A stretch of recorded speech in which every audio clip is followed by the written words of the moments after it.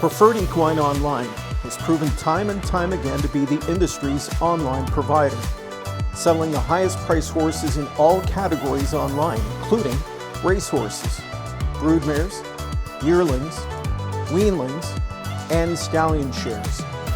Full service, trusted and transparent. Contact Preferred for your online sales needs at www.preferredequineonline.com or call 914-773-7777.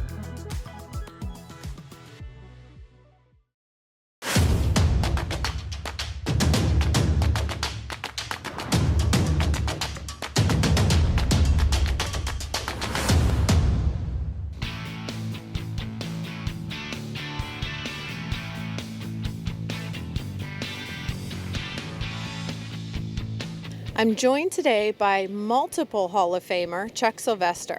Not only is he in the National Hall of Fame, he is also in the Ohio, Michigan, and Florida Hall of Fames. Chuck, that has to make you feel good. Oh, well, it makes me feel old because that's what I am now, but a long career. We're here today looking at some of your 2-year-old hopefuls, but we wanted to take a look back on the horses that you have produced, starting with Lucky Chucky, a $10,000 yearling, Pine Chip, a $17,000 yearling, Chip Chip Hooray, a $20,000 yearling, Mac Lobel, $17,000. These are horses that have gone on to win major races in our sport. Yes, we were very lucky. I had a partner, which I don't anymore, but his name was Neil Goldman, and Neil was a pedigree person, and he picked out most of these on pedigree. And just we were fortunate enough that he loved the pedigree. He would go back 6-7 generations, and it worked. What do you attribute getting the horses for those prices? Well, at the time, neither one of us could afford an expensive horse. So, we were grateful because we know we had a shot. And by the way, I was the underbidder on Muscle Hill. Yes. I was thinking that was probably it. Yes. Yes, I know. That would have been a good one to have. Oh my goodness, I kicked myself all the time for that one. But yes, we had his full brother, and he was really crooked, and he still did good for us. And when he come up, I said, we got to buy him. And his brother was like maybe 15,000, no more, and maybe 12. But he had a bad crooked leg in front. But this horse was nice, and to tell you the truth, I don't think Peck had an idea what he was. Just wanted to spend some money. Well, you have been quite successful in the Hamiltonian. Let's start out there. Wins with Chip Chip Hooray, Mac Lobel, Muscle Yankee, Park Avenue Joe. Also, you've had a lot of success with the fillies that you've raced against the colt there in the Hamiltonian Stakes. Yes, we had a couple of, more than two, but nice fillies that we decided to put them in, and they both raced very good. So we were very lucky and fortunate in the Hambo. Brightline Lobel and Armbro Keepsake, two of the ones that finished strongly in those finals. There is debate about putting fillies in with the colts. What made you feel that those particular fillies and the other ones that you had entered were strong enough to take on the boys? Well, when we looked at the fields, we knew that they was as good as the boys, and all we needed was a great trip. Keepsake actually had the lead coming down the stretch, and then she got beat at the end. I mean, she might have been third, maybe, I'm guessing. I can't remember. But she was one of the favorites, and Bright Light was too. So, I mean, it was just kind of a weak year for the boys, so we decided to put them in and take a shot. Mac Lobel, we have to discuss Mac Lobel's career. Just amazing. But you were telling me a funny story about the weeks leading up to the Elite Lop. Yes, that was a tough, long week.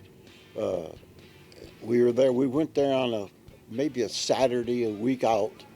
And when the horse got over there, he wouldn't jog. He would just walk on the track. I couldn't get him to move. Like I told her, we were on the front page of their newspaper over there with me pushing him and my groom pulling him. And he would just plant himself and maybe walk, but would not trot.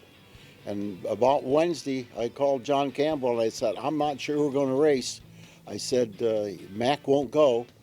And I called the owner, Lou Gaida, and told him the same story. Well, just very lucky for us that Bernie Lindstedt came over and said, look, Chuck, I see your horse won't go.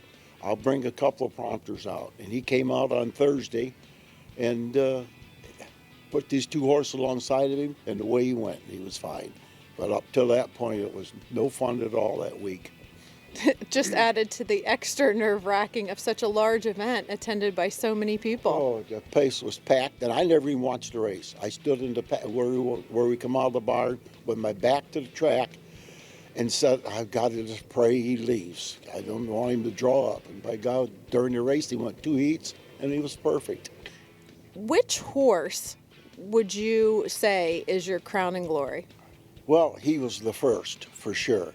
But at the end of his 3-year-old year and 4-year-old year, I thought Pine Chip was a better horse. He was the stronger, bigger, and he could actually finish a little better than Mac did.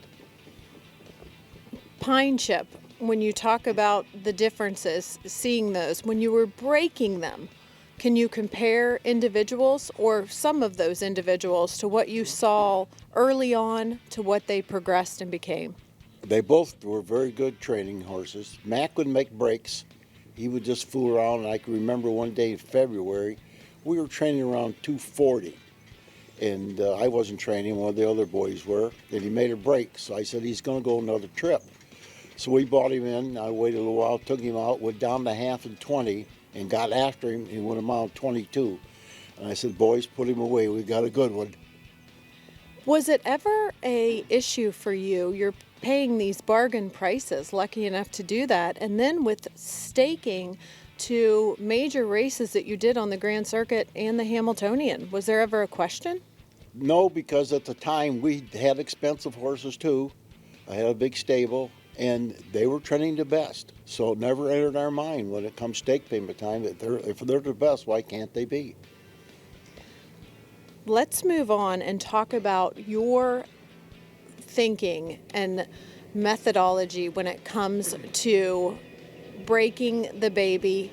Here you're at Spring Garden Ranch. You've been here for quite a few years. What are the keys to success that you believe every trainer should focus on? Well, number one, treat each horse as an individual. Don't treat them like a horse that you have was good. The horses, every one are rigged a little different. My horses all were rigged different, and you have to figure out what they want and what their needs are. And when you find that out, then you're going to be successful. Be patient. We were talking a little bit about transitioning. Soon some of these horses will transition from the clay surface to the stone dust track. What is your recommendation for people doing that? Well, when we leave here, of course, I don't go north the last 3 years, but normally when I would go north myself, we give them a whole week of jogging up there and then train them at the end of the week and then let them find themselves, because they won't be as good up in the stone dust tracks as what they were down here.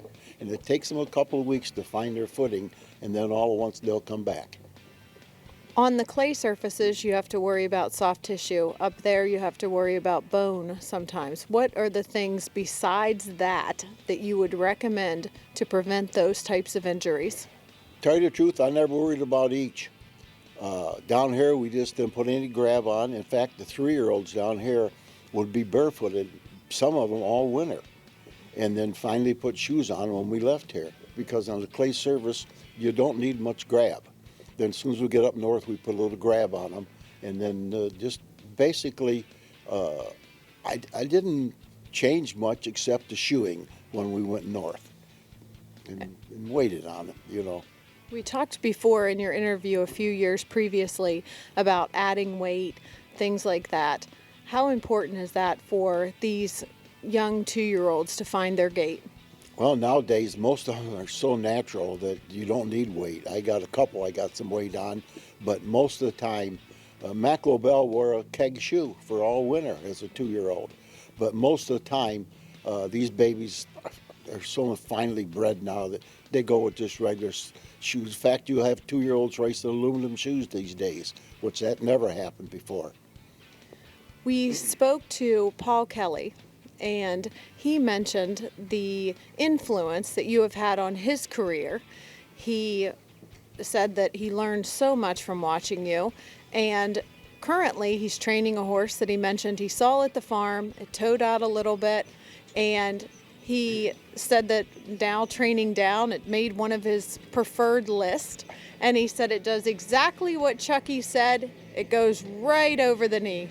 Well, you got to be lucky in that respect. You got to hope that you get them to go over their knee, and if they do, usually if they go at their left knee, they'll go fast enough that they'll trot away from it. They'll paddle. Now, if they go to the right knee, so for some reason they'll hit that one a little more.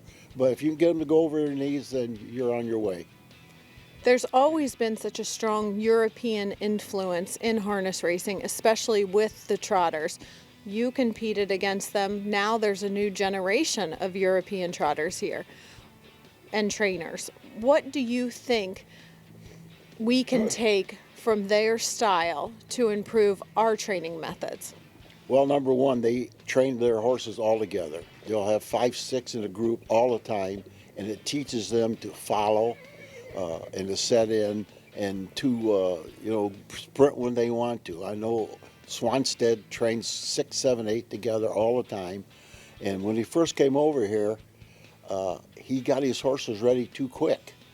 And I told him one time in the paddock, I says, you're burning your horses out before the handle. And I said, 4 starts before the handle is enough. And he thanked me this year. He said, that's exactly what I did. 4 starts, he said. So, they learn too. How hard is it when you're gearing up for these races? We all have a schedule. We've staked now. People use that as the schedule. What is your suggestion to people to stay calm and give them that time in between races and limit those starts at 2? Well, I think that you have to know your horse and know if you think you have a handle horse. If you do, then, 9, 10 starts as a 2-year-old is plenty. You don't want to give them any more than that. And I limit their starts as around 4 starts before the handle as a 3-year-old and try to have them peaking at the handle, not before. Chuck, we have had the coldest winter, they say, in 26 years. Normally we would see you out there jogging, but you've decided to turn it over and let your help take to the track duties a lot this winter. Yes, because I don't like cold weather anymore. It can't get too hot for me, but if it's too chilly, I will not go out. I don't want to take a chance of getting sick. And besides that, my help is very good, so I trust them to do anything.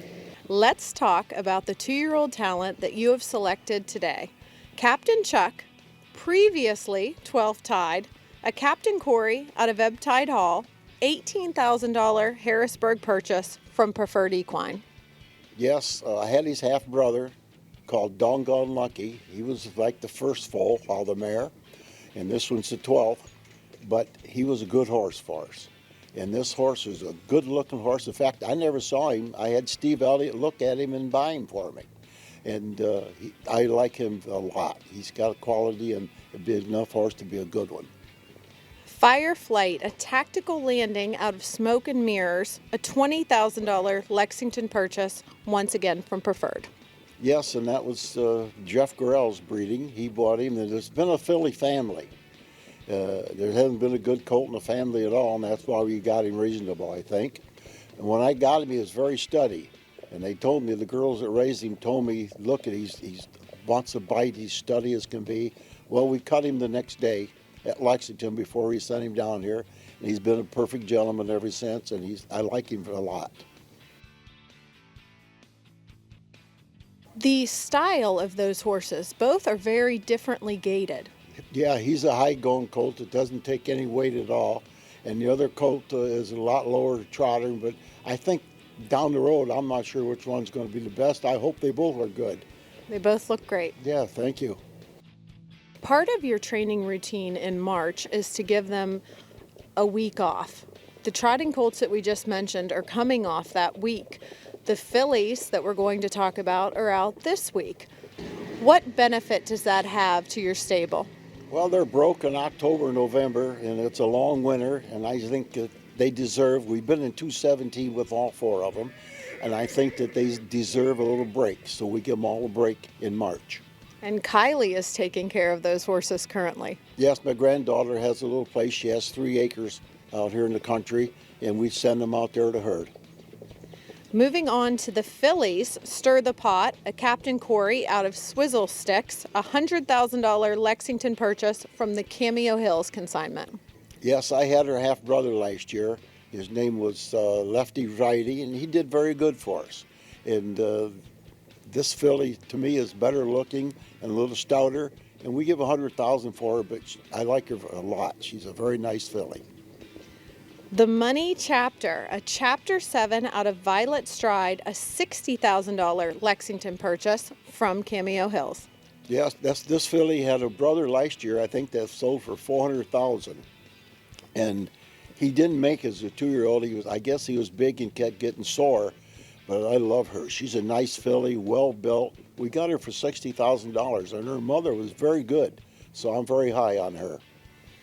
Chuck, thank you so much for coming out on this cold morning and giving us insight, a look back at history, and how we should train horses moving forward.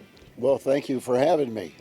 Get old like I am, you don't get many interviews, but I'm happy to do it for you.